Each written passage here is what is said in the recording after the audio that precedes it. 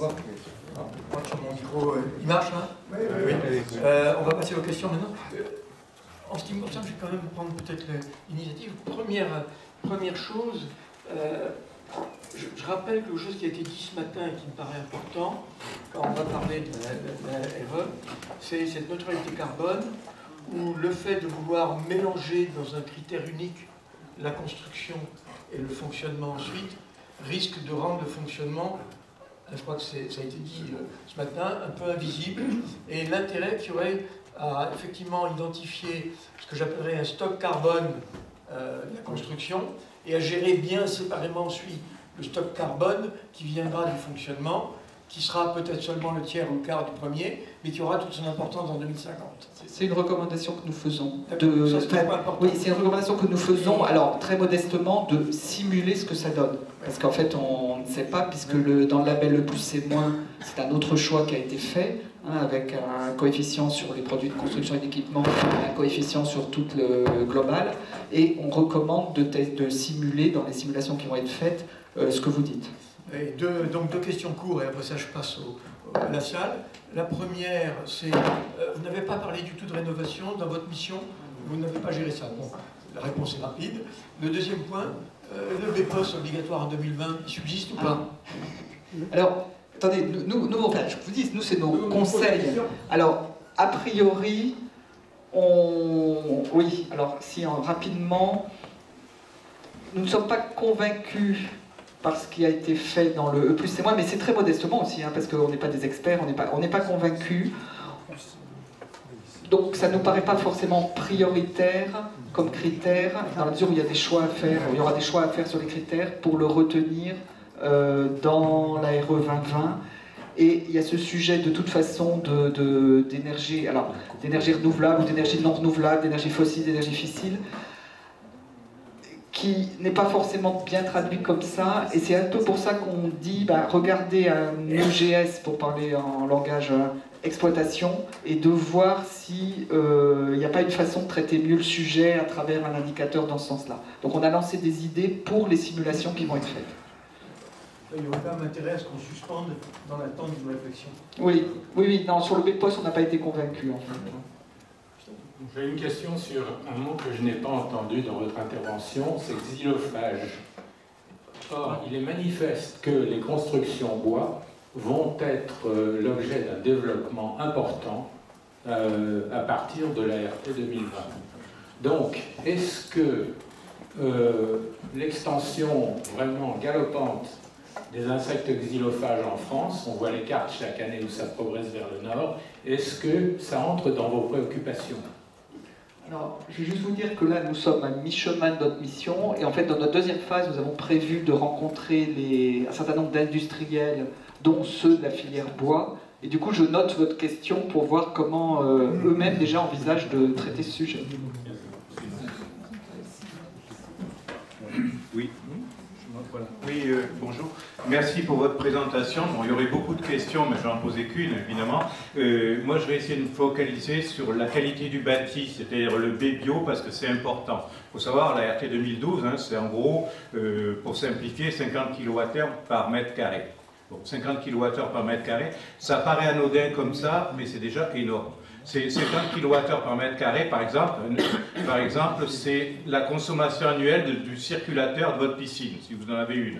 C'est le renouvellement d'air, le renouvellement d'air hygiénique, on en parlera peut-être demain, il me semble, à 0,5 volumeur, c'est déjà 25 kWh par mètre carré. Et si on veut, comme on l'a dit tout à l'heure, avoir un B-bio, c'est-à-dire une qualité thermique des bâtiments qui répondent actuellement à 50 kWh et probablement plus dans la RT 2020, eh bien ça va induire forcément une architecture sans pont thermique. Ça veut dire une architecture comme on le voit maintenant dans les immeubles, une structure en béton qui sert à supporter le poids du bâtiment, à tenir le bâtiment, et ensuite une enveloppe, alors ça peut être en décor, en bois, en ferraille, en tout ce que vous voulez, enveloppe qui vient donc circonscrire une isolation par l'extérieur. Ça veut dire qu'on limite l'architecture à quelque chose, à un bâtiment qui est circonscrit par une enveloppe, et on ne peut plus rien faire d'apparent et autre, puisque le BBio est tellement exigeant déjà maintenant, mais dans le futur encore beaucoup plus, c'est-à-dire, je ne sais pas comment on va y arriver, que ce sera irréalisable. Alors, vous avez certainement entendu ça souvent, de gens qui vous disent ça c'est pas réalisable, mais là on arrive à un seuil, c'est-à-dire qu'on a entendu parler de 12 kWh par mètre carré en énergie primaire, entre parenthèses, c'est quasiment rien. Donc, je crois qu'il faut faire attention à ne pas faire porter l'effort totalement sur la qualité du bâti, on arrive à un niveau, à un seuil. Alors, en fait, la qualité du bâti, elle est traduite par un coefficient B-bio qui est sans unité. Hein. Et ce que vous évoquez, c'est la consommation qui est en kilowattheure par mètre carré par an. Le CEP. Hein. Donc on ne parlait pas de la même chose. Mais que ce soit pour le premier comme le deuxième, les discussions de toute façon, les travaux n'ont pas démarré sur les seuils en fait. Donc nous, je dirais que nous ne faisons qu'observer ce qui se passe. Et là, il y a des groupes qui sont prévus, des groupes de travail par le ministère pour échanger sur ces sujets-là et introduire tous les critères. Et le critère architectural est un des critères. Il y a des architectes qui sont représentés. Après, on va appeler ça fait un peu scientifique de dire ça, mais c'est vrai qu'il y a beaucoup de critères. Il y a le coût, il y a le coût global, il y a l'architecture, il y a la capacité des acteurs à maîtriser les techniques. Et c'est tout ça qui doit être un peu secoué maintenant, si je peux dire, pour arriver à des seuils qui paraissent à la fois exigeants et à la fois acceptables et sans trop de biais. Mais ces travaux-là n'ayant pas démarré, moi je ne sais pas répondre à votre question. Et très franchement, quand vous avez parlé ce matin ou cet après-midi du 12 kWh par mètre carré, moi je n'ai pas entendu ce chiffre, mais je dirais que peu importe, les travaux n'ont pas été engagés en fait.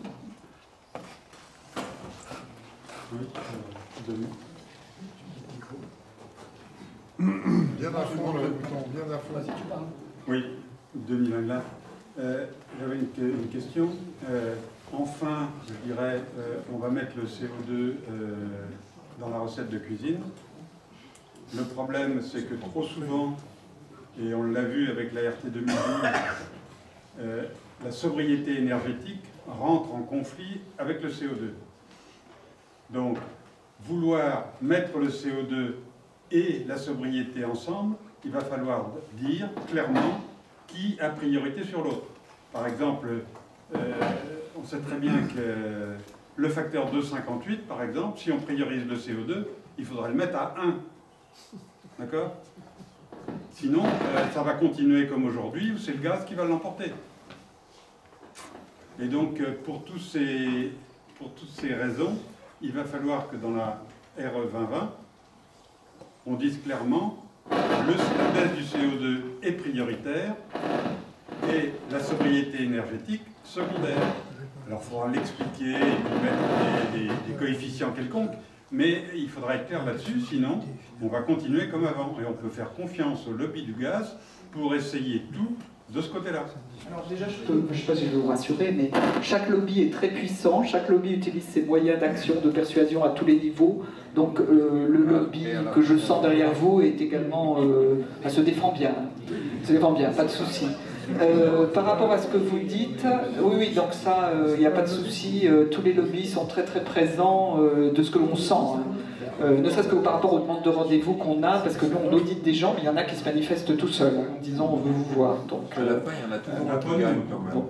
Non, mais si, je suis venu, je vous remarquer, suite à votre sollicitation. Vous m'avez sollicité, je suis venu. Non, n'ayez pas de souci là-dessus. Par rapport à ce que vous dites, c'est un peu pareil. Déjà, il y a des travaux, il y a des discussions qui vont avoir lieu.